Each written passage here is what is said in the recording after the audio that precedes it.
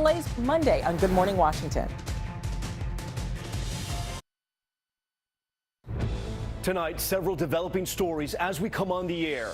The deep freeze danger, the major winter storm on the move, heavy snow, icy rain, a travel nightmare, 70 million bracing for an Arctic blast. Sam Champion standing by. Also tonight, the flight on ice. Passengers trapped on the runway for more than 12 hours in the freezing cold with little to eat. How did this happen?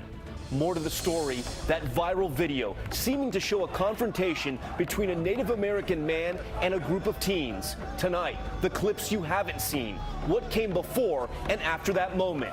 Breaking point, the government shutdown and the warning about the major impact at airports. Worker callouts putting the TSA in what they call uncharted territory. Democrats already rejecting President Trump's new offer. The cold case update.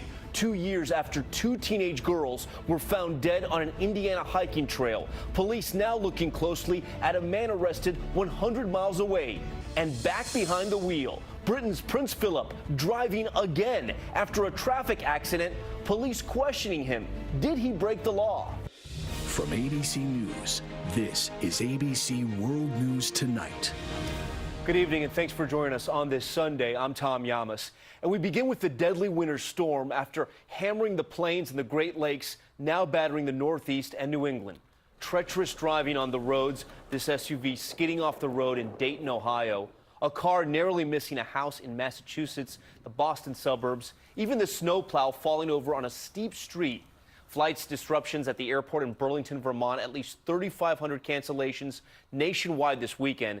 And at the southern edge of the storm, an EF2 tornado, winds above 120 miles an hour, ripping through buildings in parts of Alabama. And now the dangerous Arctic blast, wind chill temperatures falling fast, a brutally cold Monday morning for the Carolinas all the way to Maine. Sam Champion now with the forecast. But first, ABC's Stephanie Ramos starting us off in Albany, New York. That monster storm leaving behind a frozen mess, delivering a 1-2 punch of snow, ice, and rain, and now potentially life-threatening temperatures menacing 70 million Americans. Listen to that crackling. These are ice pellets now falling here in Albany. That major blast of cold air moving through the Northeast, leading to a dangerous freeze. Roads from Missouri to Maine turned into skating rinks. We almost went off the road a couple of times. The snow and ice making travel treacherous in Pennsylvania. And in Massachusetts, this plow truck flipped onto its side on a frozen street. Watch these first responders near Cincinnati dive into frigid water to rescue a golden retriever that fell through the ice. In Connecticut, a subcontractor was killed repairing a power line. The winter blast also slowing air travel, leading to more than 3,500 flight cancellations this weekend. And to the south, the same system spawning an EF2 tornado tearing through this Alabama town. The roof of this church ripped off by winds up to 130 miles per hour. It was just that quick, and it was everything. You look up and everything's gone. And as millions of people struggle to clean up or dig out, that brutal Arctic air mass pushing in with freezing, bitterly cold temperatures. All right, Stephanie Ramos joins us now live. The snow is moving out, but crews working around the clock all over the Northeast as the dangerous flash freeze moves in.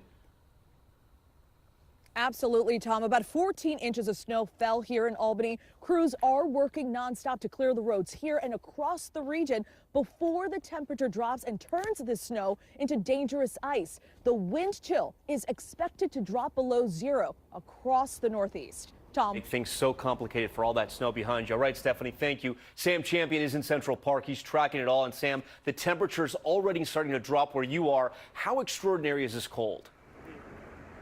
I think very extraordinary, Tom, and for a couple of reasons. One of them is the scope. This stretches from the Great Lakes into the Northeast all the way down to the mid-Atlantic, this Arctic blast. But the other one are when you get wind chills 20 below, 30 below, this is the kind of cold it's dangerous to be out in for a prolonged period of time. So let's get to the boards. We'll show you how this door is now open for the Arctic air to go well into the country right now, from the Great Lakes into the Northeast, as we said, all behind that storm. Now, this Arctic blowout, cities like Washington, D.C. have dropped 25 degrees in just the last 6 hours, and our temperatures are going to plummet like a rock overnight.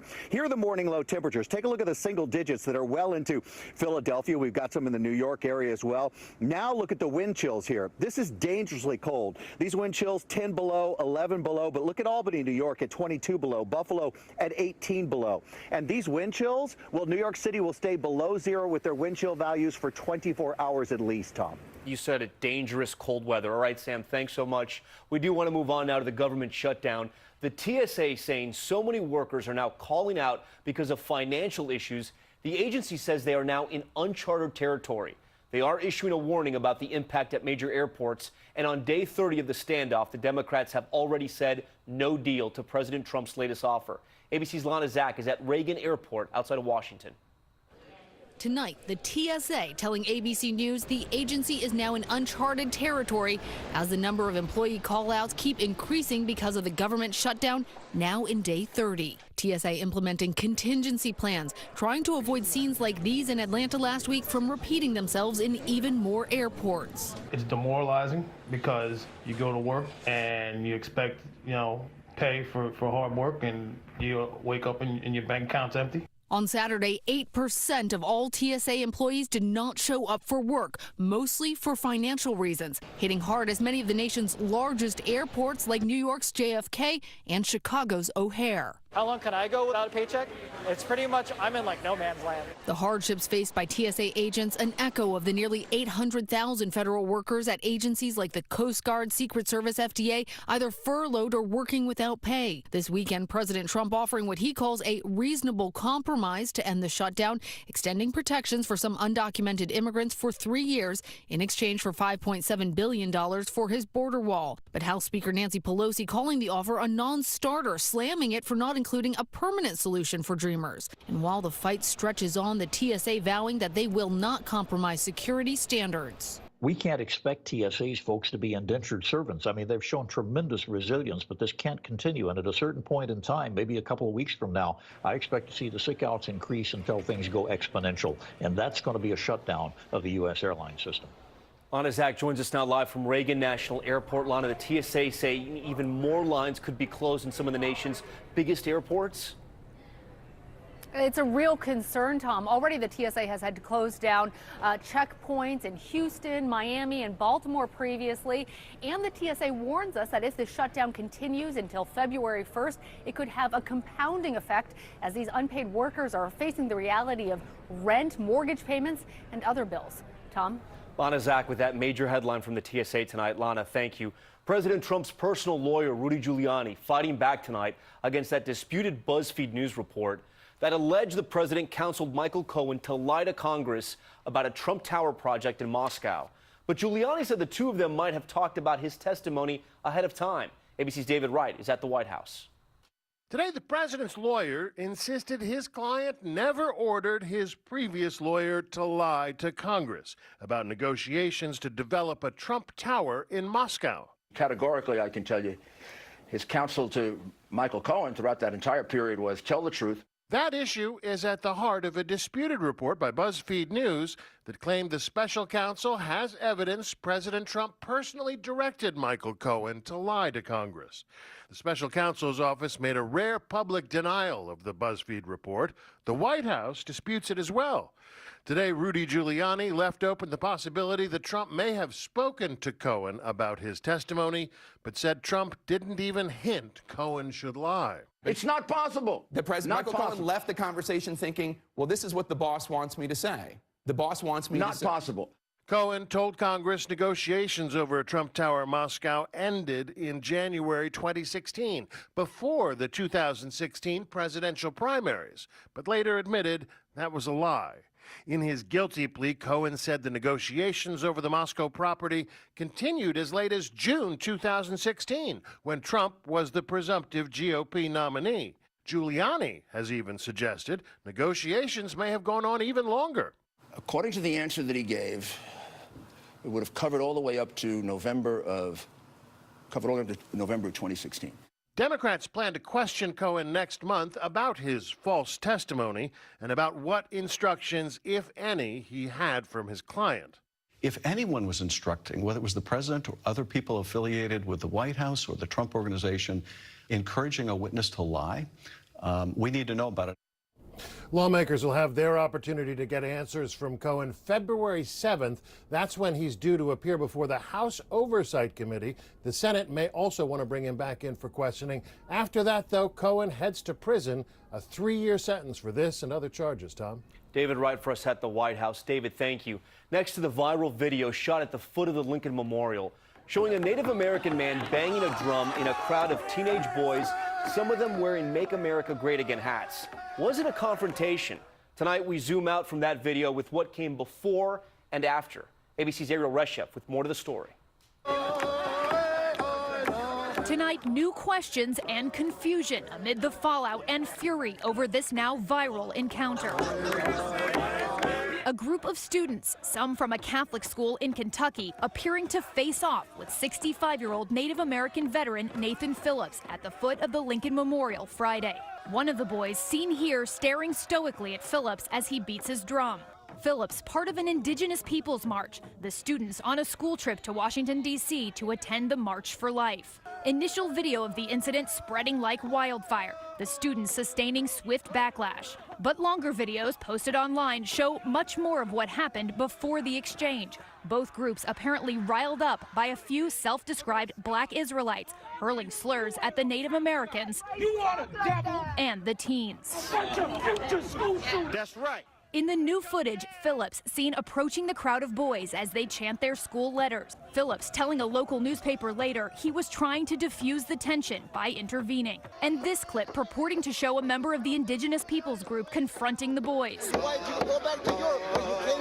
Moments later, this boy seems to try to keep the confrontation from escalating. In response to the online vitriol, the father of one of the teens coming to their defense, saying to present children in a false light to advance your agenda is a new low.